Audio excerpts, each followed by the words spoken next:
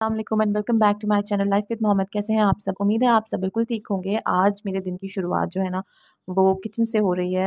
असल में मैं बाकी सारे काम जो हैं वो तकरीबन कर चुकी हूँ।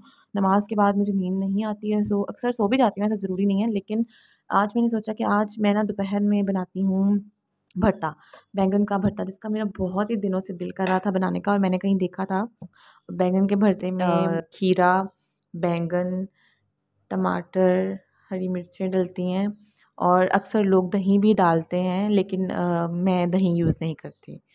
दही वाला भी बहुत टेस्टी होता है बाय द वे, लेकिन बहुत मज़े का होता है। सो अब मैं बनाने लगी हूँ बैंगन का भरता। और आप बताएं, आप आज क्या बना रहे हैं?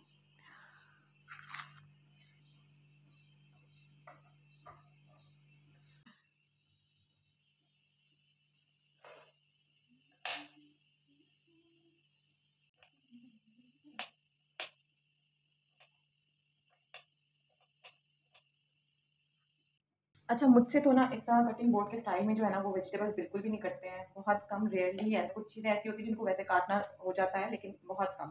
तो मैं देसी तरीके से काटूँगी। अच्छा, आप बताएं कि आप लोग आज क्या बना रहे हैं? और दूसरा ये कि एक सवाल है भी और एक शेयरिंग भी है कि पढ़ाई क्यों ज़रूरी है? पढ़ाई किस लिए ज़रूरी है?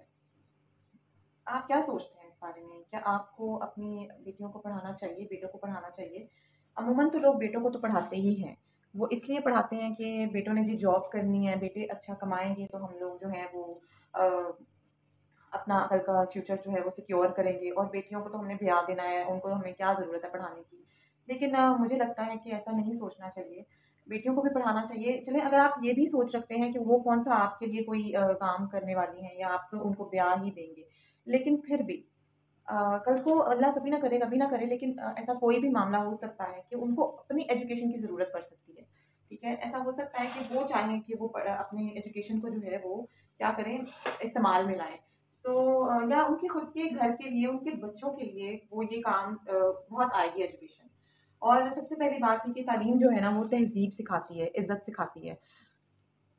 और बैंगन के जलने की खुशबू इस कदर प्यारी है, इस कदर बैंगन के पकने की खुशबू अच्छी है कि मैं आपको बयान नहीं कर सकती।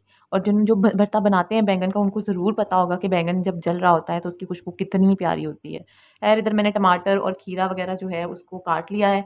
और अच्छी मिकदार में मैंने टमाटर काटे हैं। टमाटरों को ज़्यादा बारीक-बारीक काटना है, और मिर्चें और जितने भी वेजिटेबल्स हैं ना सबको बहुत ही बारीक-बारीक काटना है। खीरा ले लें, टमाटर ले लें, हरी मिर्चें ले लें, सबको बहुत ही बारीक-बारीक काटना है आपने। ठीक है? उससे क्या होगा कि मोटा-मोटा जो वेजिटेबल्स है ना वो अच्छी नहीं लगती हैं भरते के अंदर। कुछ लोग तो बहुत ही मोटी-मोटी वेजिटेबल्स काटते हैं, बिल्कुल नहीं अच्छी लगती हैं। अब एक प्याज़ मैं इसमें ऐड करूँगी। प्याज़ जो है वो मैंने पहले सब्जियों के साथ नहीं रखा हुआ था, तो ख़ैर अब मैं वो ऐड करूँगी। प्याज़ से ही सारा फ्लेवर आता है भरते में।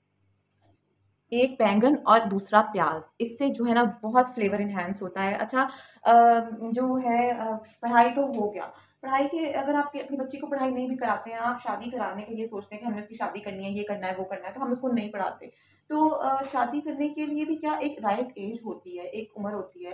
आप उनको तब तक तो पढ़ा ही सकते हैं जब तक कि आप उनकी शादी नहीं करते या कोई रिश्ता नहीं आता। आप अपनी बेटी को और बेटे को भी कह लें कि, लेकिन बेटे को मोस्टली लोग ऐसा ख़ैर नहीं होता, बेटी के साथ ही ज़्यादातर ऐसा होता है। आप अपनी बेटी को क्यों उसका फ्यूचर ख़राब करते हैं किसी भी अननोन चीज़ के लिए, जिसका आपको पता ही नहीं है, अनप्रेडिक्टेबल चीज़ के लिए जिसका आपको पता ही नहीं है कि वो कब होगी और कैसे होगी। और प्लीज़ खुदारा अपनी बेटियों को ज़रूर पढ़ाएँ। और ये मैसेज उन माँओं के लिए भी है जो मुझे कहीं न कहीं देखें या सुने गुज़रते हुए, बेशक उन्होंने मुझे सब्सक्राइब नहीं किया या कोई भी ऐसी बात नहीं है, तो फिर भी अगर आप मेरी वीडियो देखते-देखते आपकी नज़र से गुज़रे या सुनते-सुनते ऐसा हो, तो प्लीज़ अपनी बेटियों पर ध्यान दें और अपनी बेटियों को भी ज़रूर पढ़ाएँ। और ये है कि आप जो है ना, वो घर की सबसे जो मेन रोल आप प्ले करती हैं। तो आपको चाहिए कि आप अपने घर का एक माहौल बनाएँ, आप अपने घर को जो है, अपनी बेटियों को भी और अपने बेटों को भी बराबर में रखें। अच्छा, कुछ लोग बेटों को भी कहीं-कहीं नेग्लेक्ट कर देते हैं और बेटियों को ज़्यादा तरजीह दे देते हैं। ऐसा नहीं है, इस्लाम भी हमें यही सिखाता है कि अपनी जो औलाद है उसको आप एक बराबर इक्वल रखें, चाहे वो बेटे हैं, चाहे वो बेटियाँ हैं, सबको इक्वल रखें। बैंगन जो है ना वो तकरीबन तैयार हो चुके हैं। मैं यहाँ चूल्हा थोड़ा-सा ज़्यादा तेज़ करूँगी ताकि जो आग है ना वो फुल बैंगन तक जाए। बैंगन जो है वो अच्छे से पक चुके हैं, यहाँ पर इस तरह की शक्ल हो गई है उसकी, वो बिल्कुल टेढ़ा मेढ़ा हो चुका हुआ है। अब मैंने यहाँ पर ना इसका छिलका जो है ना उसको रिमूव कर लेना है अच्छे से। इससे क्या होगा भाई कि जो बैंगन है ना वो क्लीन हो जाएगा, नीट। बहुत ज़्यादा बैंगन क्लीन नहीं भी होगा तो खैर है, थोड़ा थोड़ा छिलका रह भी जाएगा तो वो आप हाथ से उतार लें अगर आपसे छुरी वगैरह से नहीं उतर रहा तो। और दूसरा ये कि इसका फ्लेवर इसके इस छिलके वगैरह में भी आएगा, ठीक है। और बाद में क्या नाम लेते हैं, इसको आपने जो है ना वो खुरच खुरच के उतारना है इस तरीके से, क्योंकि इसी से ये ठीक क्लीन होगा, वरना बहुत ज़्यादा बैंगन वेस्ट होगा और वो साथ में उतरेगा। का मैंने छिलका भी उतार लिया और बैंगन का साइज़ खैर कुछ छोटा ही था। मैंने बोला भी था अपने हस्बैंड को कि बैंगन थोड़ा सा बड़ा लाइएगा, बड़े लाइएगा, लेकिन वो फिर भी छोटे ही लिए खैर। अब ये सारी जो सब्जियां हैं ना ये मैं इसमें ऐड करूँगी। प्याज है इसमें, टमाटर है इसमें, और इसके अलावा इसमें है खीरा है और हरी मिर्चें हैं, ठीक है। ये सब इसमें जाएंगी। और मेरे पास बर्तन ये बहुत छोटा है, वो इस वजह से क्योंकि मैंने सारे बर्तन जो हैं वो पैक कर दिए। मैं आपको पता ही है मेरी प्रीवियस वीडियोज़ में क्यों, तो इस वजह से। और अभी मैंने इसमें तैयार किया है ये, खैर बर्तन के हिसाब से ठीक ही है, इतना कोई कम भी नहीं है। अच्छा, इसको ना हम डाइट फूड के लिए भी इस्तेमाल कर सकते हैं, खाली भरता भी खा सकते हैं। अब मैंने इसमें सॉल्ट ऐड करना है, as per test salt add करना है, ज़्यादा तेज़ नहीं मैं डालूँगी, कम ही डालूँगी। और दूसरा ये कि इसको हम खाली भी रूखा भी खा सकते हैं, ये बहुत एज़ अ सैलड भी यूज़ हो सकता है, बहुत टेस्टी, ठीक है। और इसको हम रोटी के साथ भी खा सकते हैं। इसमें मैंने लाल मिर्चें शामिल कर दी हैं, अपनी टेस्ट के मुताबिक मैं थोड़ी ज़्यादा ही डालूँगी।